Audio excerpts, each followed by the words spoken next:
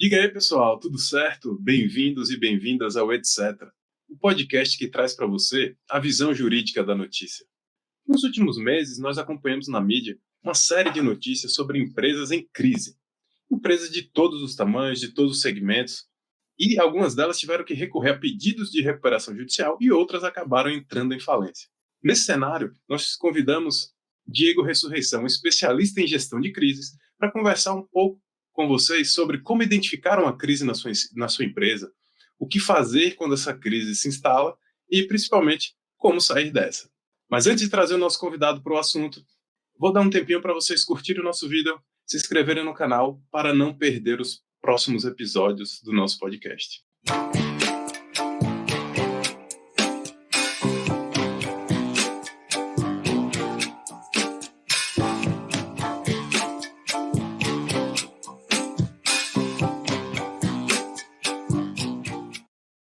Eu sou o Bruno Damasceno, estou aqui mais uma vez dividindo a bancada do nosso programa com meu amigo Max Bandeira.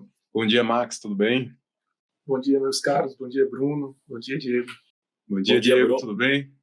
Um prazer ter você aqui com a gente, nosso amigo aí de longa data e mas acima de tudo, um grande especialista no assunto. Diego, para o pessoal conhecer um pouquinho mais de você, da sua trajetória, do seu trabalho, se apresenta aí para o pessoal, por favor. Primeiro, o prazer é todo meu, né? Acho que para mim é uma grande honra aqui dividir e participar desse podcast com pessoas que eu tenho uma maior admiração intelectual e pessoal.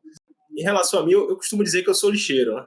Eu brinco com isso porque já trabalho há 11 anos numa empresa da área de saneamento especializada em resíduos sólidos, se chama Estre Ambiental. Então, eu sou diretor jurídico e de compliance da Estre Ambiental, também toco a parte de licitações. Me formei na Federal da Bahia, na Universidade Federal da Bahia em Direito, fiz pós-graduação na FGV em Direito do Trabalho Empresarial, depois fiz um mestrado em Londres na Queen Mary em Direito Corporativo e também recentemente terminei um MBA executivo no INSPER. Agora, entrando mais de forma aprofundada na nossa conversa, quando a gente fala em crise, né, é uma palavra que está no nosso dia a dia, no nosso vocabulário usual, e a gente acaba falando de crise para tratar de qualquer momento mais difícil que a gente está passando, um desafio maior que a gente está na nossa vida pessoal, profissional. Mas isso acaba sendo um conceito, às vezes, meio vago, né? Às vezes, que é uma crise para mim, não é uma crise para você. Enfim, tem uma conotação subjetiva aí. Então, do ponto de vista de uma empresa, para a gente começar analisando, o que é uma crise? Quando a gente pode dizer, essa empresa está em crise, isso acontece também de um dia para o outro ou ser parte de uma situação normal para a crise da empresa? Como é que funciona essa escalada aí de entrar numa crise? E também para o pessoal saber quais são os sinais de alerta que as lideranças devem ter aí no radar para identificar, poxa, a gente está entrando numa crise. Fala um pouquinho disso para a gente. Excelente pergunta, Bruno. Bem interessante. Assim, eu gosto às vezes de dar uma olhada na etimologia, buscar ali a origem das palavras, né? Então, você pega a palavra crise, ela no latim ela significa momento de decisão, né?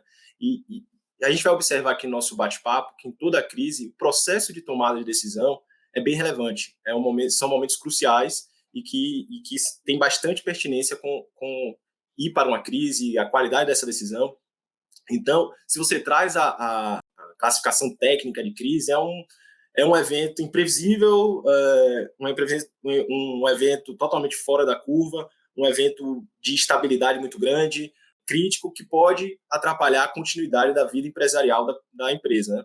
Pode também gerar um desgaste reputacional muito grande e também ocasionar, eventualmente, até na quebra dessa companhia.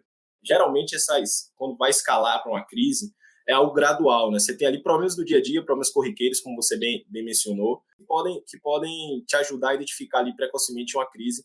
Recentemente, uma reportagem da Folha de São Paulo, com dados do Serasa, apontou que até o mês de abril haviam sido registrados 93 pedidos de recuperação judicial no Brasil, sendo a maioria de empresas de pequeno porte, com 63 requerimentos, seguidas por empresas de médio porte e empresas de grande porte.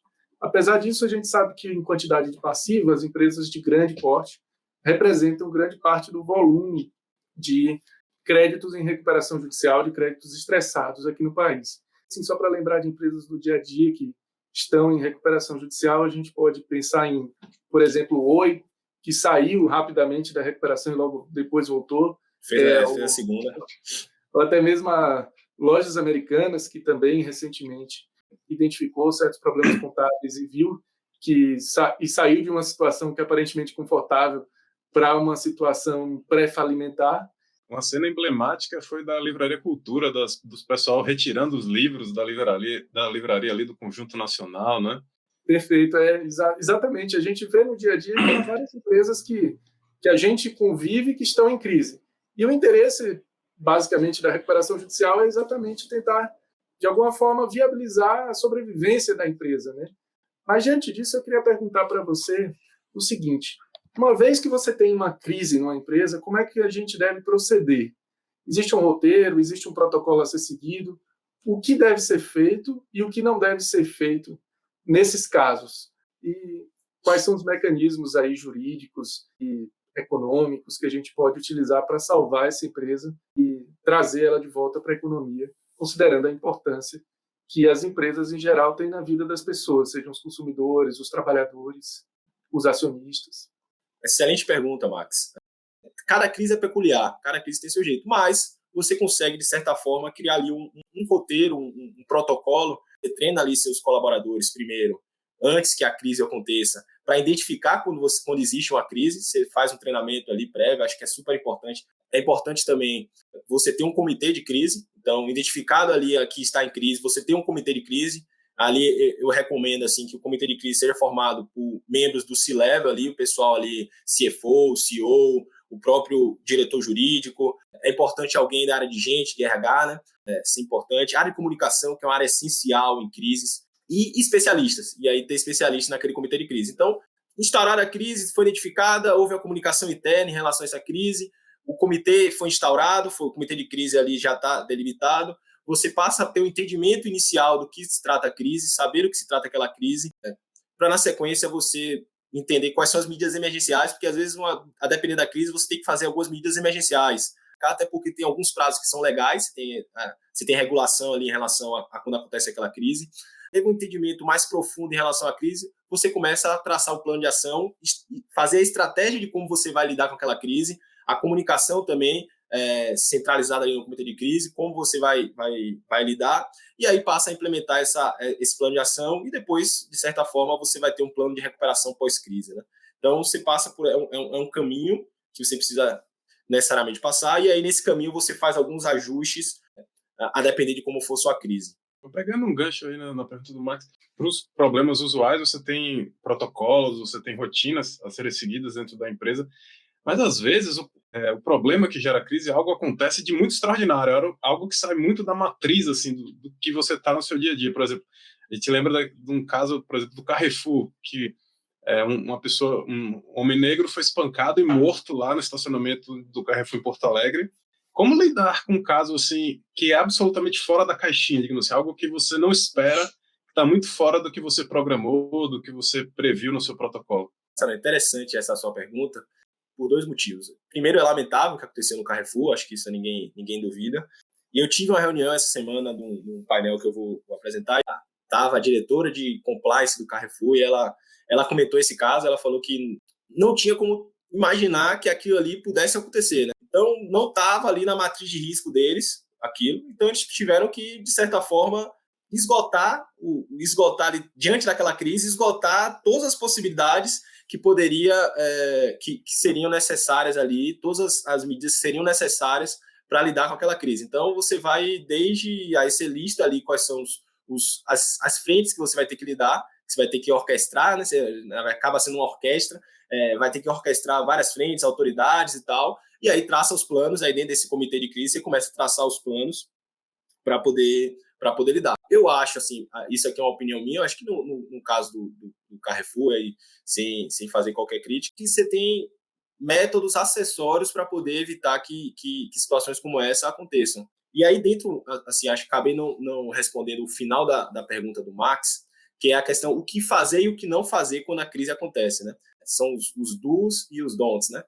Primeiro, acho que a parte, como eu falei, a comunicação transparente é fundamental. Acho que comunicação com ética, com respeito.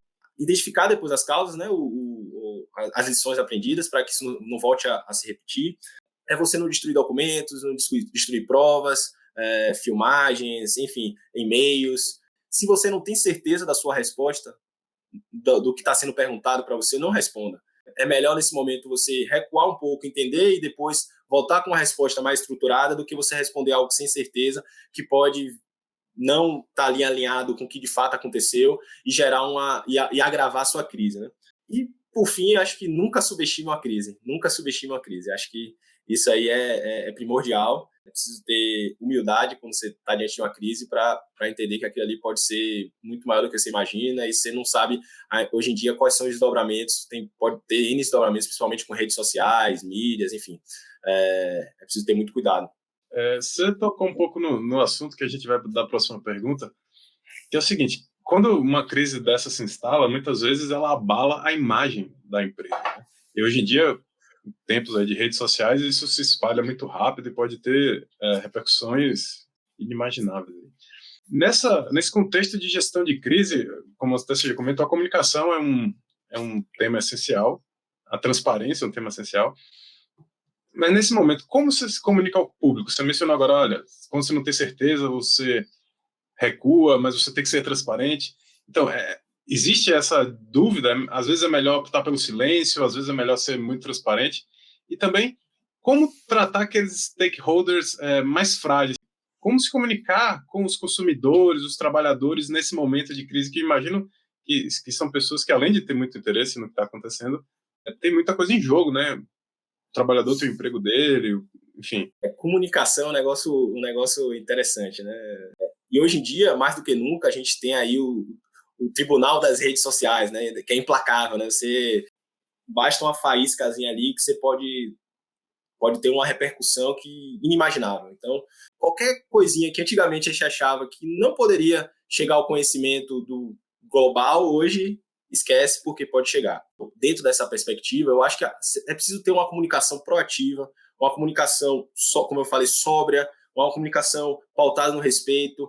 É preciso entender que é necessário você controlar essa narrativa, né? Essa narrativa é super importante, porque se você perder o controle da narrativa, de fato, você vai estar à deriva, vai estar muito exposto ao que, eventualmente, um concorrente mal intencionado pode falar sobre o episódio, ou, eventualmente, uma autoridade pública pode querer se valer de uma narrativa que está meio vaga ali e usar contra a empresa.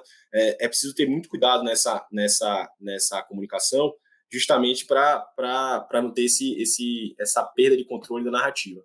Outra coisa que eu acho super relevante é transparência, muita transparência. Acho que aí dentro até da questão de governança, muita transparência, não ocultar as partes negativas de uma crise. Você tem que, de fato, ser transparente. Aconteceu a crise, acho que é melhor colocar ali em pratos limpos o que está acontecendo, deixar bem claro. Acho que não somente a sociedade tem direito a isso, como também os próprios colaboradores ali internos, stakeholders, seus fornecedores, e como você bem falou e bem perguntou, como tratar esse lado mais sensível, esse lado mais fragilizado das relações, que são indubitavelmente os trabalhadores, os consumidores. Eu sempre tento fazer um exercício prévio, me colocando no lugar dessa pessoa, para poder eu entender, como eu gostaria de ser tratado quando acontecer, se vier acontecer isso comigo em algum momento. Fazendo esse exercício, você consegue ter mais sensibilidade, ser mais humanizado nessa comunicação e trazendo um pouco ali de, como sempre, ali a ética, o respeito, muita sensibilidade e cuidado ali quando você faz essa comunicação. Voltando agora para os temas do controle, né, do controle interno, do controle externo, muitas vezes a gente vê que esses órgãos que deviam controlar, que deviam avaliar os procedimentos das empresas e os registros contábeis, eles falham. E aí a gente costuma falar de apagão do controle. Lá no início dos anos 2000, a gente teve um escândalo da Enron que levou até ao fim, à falência da Arthur Andersen, que era a empresa... Uma das top 5, né? Era uma das 5. Que eram as Big Five que viraram Big Four. Porque a Arthur Andersen acabou não sobrevivendo a esse episódio. Grande parte da utilidade da informação contábil decorre da confiança que você tem nela, né? E Quando a gente tem problemas como esse, a gente encara uma crise de confiança nas informações que a empresa presta para o mercado, e isso acaba gerando um desdobramento da crise, que não é só mais saber que a empresa está em crise ou que as informações contábeis dela apontam para isso, mas é saber se eu posso realmente confiar nas informações que aquela empresa especificamente reporta. Recentemente, a gente teve algumas críticas, por exemplo, a varejista Marisa e a concessionária Light nesse sentido. Considerando tudo isso, eu queria te perguntar quais foram as principais falhas de governança, compliance e auditoria nesses casos, se você quiser escolher algum deles para comentar, e quais são as lições que a gente pode tirar desses casos para que novas situações como essas não aconteçam. Eu preciso reforçar o compliance da empresa. Compliance é um setor separado do controle interno da empresa. E o que dizer em relação ao controle externo, aos auditores independentes? Olha, acho que antes de a gente adentrar um pouco aí na questão, acho que vale a pena a gente fazer uma reflexão sobre o papel dos gatekeepers, né? São exatamente o auditor, o pessoal de compliance, justamente quem tem ali a responsabilidade é o guardião, né? O guardião do portão ali, que tem a responsabilidade ali por identificar possíveis problemas na empresa, alguns desvios e tal. No caso da auditoria externa, ela surgiu, essa função surgiu muito quando teve a separação ali entre propriedade e controle, né? Você tem a separação de propriedade e controle, no propriedade você tem os acionistas, no controle você tem os executivos, você tem a separação, isso aí é questão de governança, né? E aí você precisa que alguém faça essa ponte, né? Você tem as demonstrações financeiras que chegam, que são prestadas pela administração, pelo controle, que você precisa de alguém para checar essas informações, ver se elas estão de acordo com os pronunciamentos contábeis, com a IFRS. Então, essa é a função. Tendo essa parte do gatekeeper ali da auditoria externa, você também tem o compliance, e aí como eu sou compliance officer aqui na empresa, eu vejo bem isso. Compliance tem mecanismos para identificar desvios, fraudes, mas não são tão sofisticados, nem assim, eu acho que o momento brasileiro aqui, a gente não tem tanto, e aí eu vou falar um pouquinho depois para responder um dos seus questionamentos, a gente não tem tanto investimento assim em tecnologia para o compliance com ferramentas que possibilitem o compliance a fazer a identificação de fraude. Fraude, às vezes, fica muito ali em C-level, você tem um esquema bem sofisticado que você não consegue identificar. O compliance tem, por exemplo, canal de denúncia, mas aí você depende de alguém denunciar, né? Fazer uma denúncia, depende que alguém se engaje naquele canal para poder fazer a denúncia. Feita essa introdução em relação a compliance e auditoria externa, assim, eu analisei bem esses casos da Americanas, Marisa, enfim. Assim, eu listo 4 falhas assim que eu entendo que são, e passar bem rápido sobre elas. Uma que para mim é assim, já teve aqui na empresa, eu acho que aqui já teve a gente problema com isso, remuneração excessiva, né? Como você faz ali a estruturação aí dentro da governança, que um dos pontos de governança é a remuneração dos executivos, como você estrutura essa remuneração, né? Muitas vezes você tem uma estrutura de remuneração que cria incentivos perversos. No caso das Americanas, por exemplo, antes de acontecer lá a crise, né, a identificação do problema contábil, você teve lá, isso saiu em mídia, que os executivos venderam as ações por 212 milhões, né, no período bem anterior. Então, você tem você tem incentivos, da forma como o mercado é organizado, você cria incentivos perversos, que a empresa, a cada quarta, ela precisa ali bater os resultados e tal, e o cara faz de tudo ali para não perder aquela remuneração dele. Ninguém quer perder nada, né? Ninguém quer dar um passo para trás, todo mundo quer sempre dar passo para frente, e às vezes se vale de meios antiéticos para isso. Os conselheiros, hoje em dia, eu não consigo enxergar como eles têm um tempo para mergulhar no dia a dia da companhia. Quem passa informação para os conselhos são os executivos, e às vezes estão envolvidos nas fraudes, estão em conluio. Então, você tem o conselheiro, ele pega ali, você faz uma reunião a cada 2 meses, 3 meses, o cara não consegue entender muito bem ali, o executivo passa, às vezes, alguma coisa maquiada para o conselho, só quer transmitir, só quer ser porta-voz de boas notícias. Então, você tem um problema funcional nos boards, hoje em dia, das empresas. Você viu no caso das Americanas que o board estava meio perdido no assunto.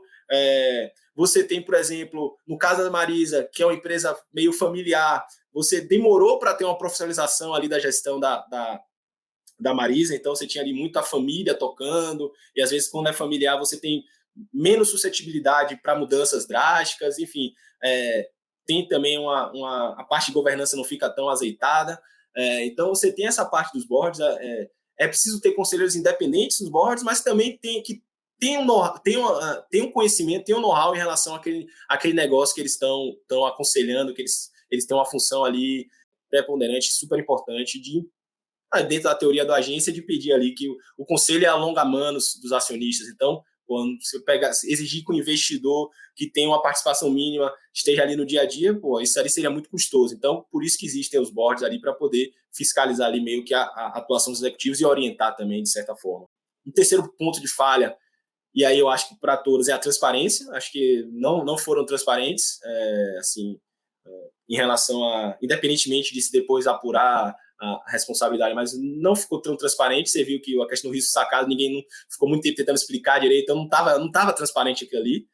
Ali bastava alguma nota ali de rodapé, alguma coisa explicando do que se tratava e tal, para deixar claro, independentemente se estava conforme ou não conforme com a legislação, você tinha que ter explicado, era algo significativo. 20 bilhões não é algo que seja imaterial, é material.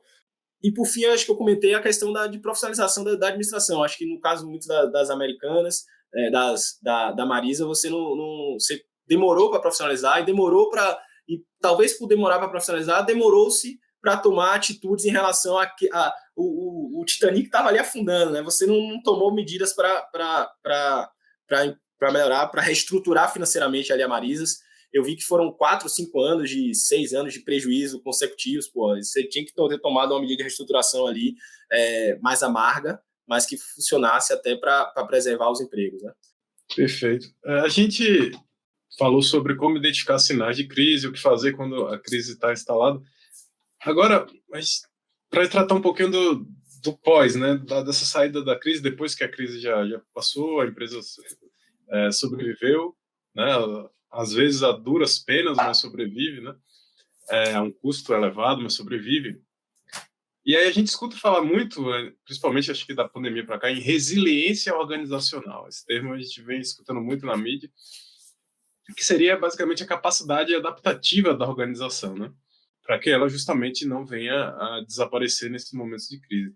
Nesse contexto, como desenvolver numa empresa essa cultura da resiliência organizacional, né? E em termos de futuro também, que recado você deixaria para as pessoas ao construir uma organização resiliente? Que recado você deixaria para os empresários, empreendedores, assim, de lições para o futuro, de recados? Olha, presta atenção nisso, presta atenção naquilo, vamos trabalhar tal ponto, vamos trabalhar isso outro também. Faz sei que é difícil, mas faz esse gancho aí pra gente. Assim, antes mesmo de ter conhecimento do termo resiliência organizacional, eu já me considerava a minha organização resiliente. Porque, como eu falei, desde 2014 que eu vim para aqui, para São Paulo, e eu via ainda, não tinha cargos ali executivos na empresa, era primeiro advogado pleno, sênior, enfim, e eu via aquela confusão, ouvia o pessoal comentando, vai quebrar, não tem jeito, tal, tá muito ruim a situação, enfim, via vários layoffs, vários cortes de gente. Então, ao longo desses 9 anos, foram diversas situações que eu parava assim e falava, agora quebra. Tem uma vez que a gente estava R$500 mil no caixa. A gente falou, não tem condição de continuar, vai quebrar. Então, foram vários momentos ao longo da trajetória que eu identifiquei que a empresa era muito resiliente, e eu também aí fui no fluxo. E aí, tendo conhecimento depois da parte mais dessa roupagem mais técnica, de resiliência organizacional, assim, trazendo um pouco da teoria e também um pouco daquilo do conhecimento empírico, né? Aquele conhecimento empírico, é um ciclo, né? Eu acho que é um ciclo. Você tem ali, para tornar uma organização resiliente, você tem que treinar, capacitar seus colaboradores, seus empregados. Depois, você tem que fazer uma parte preventiva muito forte também, uma parte de prevenção. Você tem que monitorar, assim como eu falei, identificou os riscos, você continua monitorando, está sempre monitorando esses riscos. Veio a crise, você tem que responder àquela crise da melhor forma. Você tem que ter uma estratégia ali bem delimitada, uma estratégia robusta para responder àquela crise. e também uma estratégia para o pós-crise, né? Pós-crise. E aí você aprendeu a lição, aí você já vai fortalecer o treinamento. Então, é um ciclo, e passando por esse ciclo, claro, eu acho que tem que, como eu falei, você tem que ser, toda organização tem que ser adaptável. Às vezes você vai ter que abrir mão até mesmo do seu negócio principal, para poder tornar aquele navio mais leve, para que ele continue navegando e não afunde. Essa é a resiliência, você tem que estar sempre se adaptando, agilidade nesse fluxo, e também uma inteligência emocional muito grande para manter a tranquilidade ali em momentos que alguém esteja no celular falando que vai quebrar, você tem que ter a tranquilidade e entender, não vai quebrar, vamos aqui ver como sair dessa situação.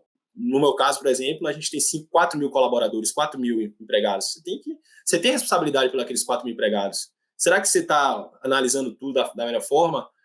Será que não tem uma saída? Tem que estar sempre buscando uma saída para situações, e como eu falei, desde que até mesmo perdendo seu negócio principal, mas continuando, como a gente fez, por exemplo, na recuperação judicial, que a gente vendeu o nosso principal aterro para que a empresa continuasse operando e mantendo lá os 4 mil empregos, mantendo as famílias que são alimentadas por esses 4 mil colaboradores, enfim, as cidades que são limpas por esses 4 mil colaboradores. Então, acho que, às vezes, você tem que ter um pouco de desprendimento também para poder, às vezes, abrir mão de algo que você tem muito, muito, muito ali carinho, afeto, mas você vai ter que abrir mão para que a organização seja perenizada e continue atuando.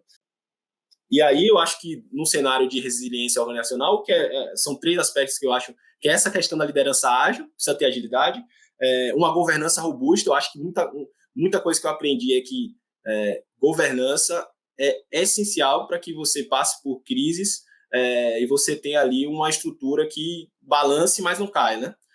Você tem ali um registro documental, você tem toda a cadeia de comando, você tem as decisões bem registradas, decisões técnicas, decisões que você tem uma discussão ali ampla para saber se é a melhor decisão dentro, por exemplo, de um board ou dentro de uma diretoria executiva, dentro do comitê de crise. Então, governança é super importante.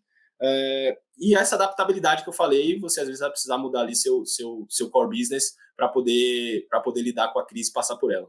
Por fim, aí respondendo talvez a pergunta mais difícil aí do futuro, eu vou falar sobre o futuro e sobre recado, né? 3 coisas para o futuro que eu acho que precisam evoluir, eu acho que vão evoluir, seja pelo bem ou pelo mal. ESG, eu acho que essa pauta de ESG não tem mais volta. Quando eu estava estudando lá em Londres, já estava falando muito sobre ESG em 2018. Eu acho que a parte de tecnologia, essa parte de tecnologia é fundamental. Acho que como eu comentei, eu tenho esse grupo se chama Mastermind Compliance, que é da LEC, que é uma instituição de compliance aí, uma das melhores do país, e a gente troca muita ideia sobre as melhorias, os avanços na área de compliance. E a gente veio um americano que ele trabalhou anos e anos em uma dessas Big Four, e ele montou uma empresa de inteligência artificial voltada para a identificação de fraudes. Então, aqui respondendo um pouco o que eu acho, para a identificação de fraudes. Então, o cara, todo o know-how que ele adquiriu de anos e anos em empresas de auditor de Big Four, fazendo investigação interna, ele conseguiu criar um Excel que ele criou com 150 testes, e ele conseguiu pegar nesse Excel, jogar para a inteligência artificial, e a inteligência artificial roda ali. Lógico que é caro, né? Por isso que eu acho que, assim, mas ganhando-se escala, pode baratear a tecnologia, e a gente pode avançar aí nessa parte tecnológica, seja para governança, seja para compliance. Então, eu acho que um terceiro ponto que a gente tem a avançar aí, que eu acho que inevitavelmente vai acontecer, é a regulação. Eu acho que vai ter uma regulação maior, como você mencionou da Enron, né, Max? Minha monografia, minha tese de mestrado foi justamente sobre regulação pós-escândalos. Mais focado nos Estados Unidos, é claro, mas o comportamento que você vê pós-escândalos, né? Nos Estados Unidos, por exemplo, você teve lá a crise de 1929, e aí, pós-crise de 1929, veio o New Deal, e um dos itens do New Deal foi a criação da SEC, né, que é a CVM americana. Então, você teve um aperto regulatório ali pós-crise de 1929. Depois você teve o caso Enron e o estouro da bolha.com, né, lá das empresas de internet. Você teve lá a SOX, né, a legislação SOX, Sarbanes-Oxley, que tem uma série de controles, mexe na parte de auditoria, enfim. E, por fim, o terceiro caso que eu coloquei lá em minha tese, que foi a crise do subprime, né, 2007, 2008, que logo na seguida você tem a legislação Dodd-Frank, que inclusive traz essa parte de whistleblower, né, lá na legislação norte-americana. Então, eu acho que vai ter um avanço regulatório, justamente está tendo aí no Congresso CPI para apurar, enfim. Eu acho que deve ter um desdobramento regulatório aí. E a parte ESG está avançando na parte de regulação muito forte, né? Você tem, como eu mencionei lá na questão dos bancos, você tem também na Europa também recentemente a questão de eles não adquirirem mais produtos acho que a partir do ano que vem, produtos que venham de áreas desmatadas a partir de 2020. Então, você tem uma série de produtos lá que não vão ser mais adquiridos pelo mercado europeu. Então, isso acaba forçando aí uma mudança nos fornecedores, no nosso mercado. Acho que em relação ao futuro é isso. Em relação a recado para os empreendedores e empresários, 2 recados. Um recado é: tome a decisão rápida. Não demore para tomar a decisão. É que nem você diagnosticou um câncer. Quanto mais tempo você demorar para tentar tratar esse câncer, mais ele vai se alastrar pelo corpo e mais ele pode entrar numa metástase, e aí você não vai conseguir mais, vai ser incurável, vai quebrar, trazendo para o meio empresarial, vai ser a falência da empresa, vai ser a perda de um monte de emprego, um monte de gente que depende daquela empresa para poder colocar o alimento na mesa. E o segundo recado que eu tenho, eu acho que faz muito link com o que eu falei no começo. Ainda que as empresas sua empresa esteja saudável, não hesite em começar a fazer um trabalho preventivo, de mapeamento de riscos. Vamos mudar essa cultura de reativa para uma cultura preventiva no Brasil. Acho que isso é um recado importante. Gasta-se muito menos com prevenção do que reação, e ainda tem esses impactos na vida de muita gente que a gente tem que levar em consideração sempre. Acho que esses são os 2 recados que eu tenho aí em relação à crise. Como conversa boa passa rápido, a gente chegou no nosso tempo. E então vou chamar a vinheta para chegar no nosso próximo bloco, o tão esperado bloco da indicação cultural, aquele que gera tanta repercussão aí de vocês nas redes sociais.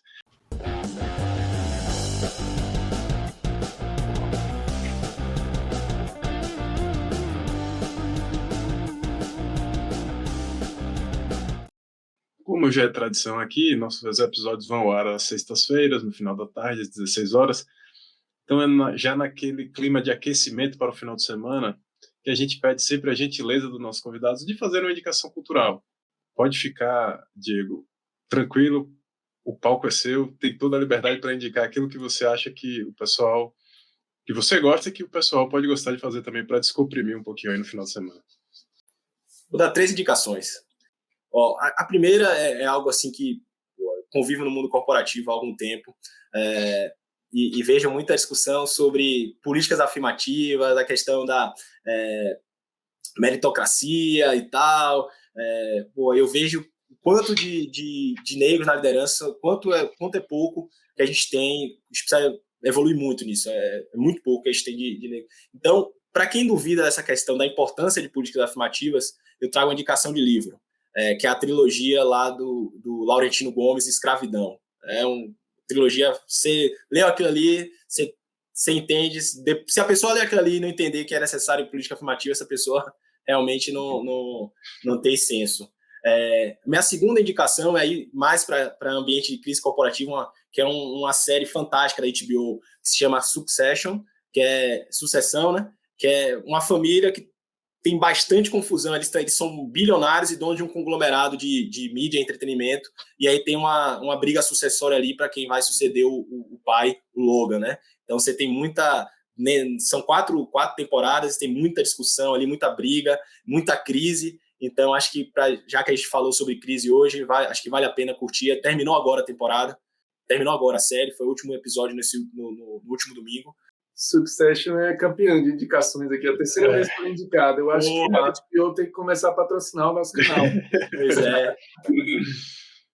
E a terceira, e aí é um passeio mais cultural, que é bem bacana. O centro de São Paulo é fantástico, e lá Eu já fui 2 vezes nesse local que se chama Casa de Francisca. Vale a pena conferir. Eles têm... Você almoça no local, você tem um almoço e você tem uma apresentação cultural, geralmente uma banda, enfim. E o lugar é belíssimo, assim, fantástico. Eu acho que o centro de São Paulo tem uma arquitetura fantástica que vale a pena conferir. Então, 3 indicações, como eu prometi: uma de livro, uma de série e uma de passeio cultural. Tá bom? Pronto. Perfeito. Fica aí para todos os gostos aí, quem tiver nesse final de semana, assistir uma série, fazer um passeio e ler um bom livro. A gente queria aqui, já caminhando para o final, agradecer muito a presença do Diego aqui no nosso programa, por ter aceitado o nosso convite, acreditado no nosso projeto. Realmente é muito importante para a gente. Pode não parecer muito aí para o pessoal, mas a gente já está com 540 inscritos no canal, batendo 3.000 visualizações aí por semana nos nossos vídeos. Isso para a gente que começou há não tanto tempo assim, é bem legal. Então, Diego, muito obrigado de coração por ter aceitado o nosso convite aí, por ter acreditado no nosso projeto. Isso, Diego, obrigado. Foi muito clara a explicação. Acho que os nossos ouvintes vão sair com uma visão super profunda do assunto e muito além do que a gente está acostumado aí no dia a dia da mídia. Muito obrigado. Eu que agradeço pela oportunidade, espero ter ficado à altura aí dos últimos episódios, que foram sensacionais. Eu sou ouvinte assíduo aqui também do podcast. Um abraço aí para os nossos ouvintes, os nossos espectadores, quem acompanha a gente aqui no YouTube, quem acompanha nosso trabalho pelas plataformas de áudio, Spotify, Deezer. Um abraço, bom final de semana e até semana que vem.